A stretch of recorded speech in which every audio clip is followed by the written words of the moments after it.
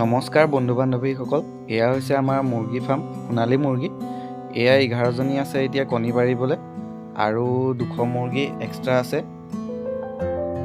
এয়া আপোনালোকে এতিয়া দেখিবলৈ পাইছে 100টা পোৱালি, আমাৰ 4 নম্বৰ বেষ্ট।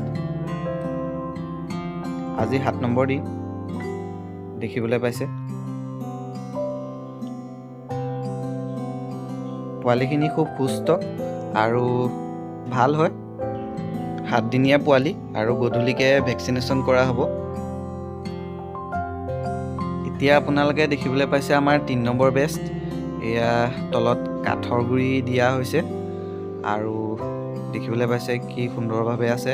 100টা পোৱালি অনা হৈছিলে, তাৰে 5টা মৰ্টেলিটি আৰু এয়া বেলেগকৈ সাজি থোৱা হৈছে সেই 11জনী মুৰ্গীৰ বাবে, কণী পৰা মুৰ্গী। আৰু এই পোৱালিখিনি ইয়াতো সোমাই আছে। কণী এতিয়ালৈকে পৰা নাই, 4 মাহ হৈছে আৰু আপোনাৰ 20 দিনমান লাগিব।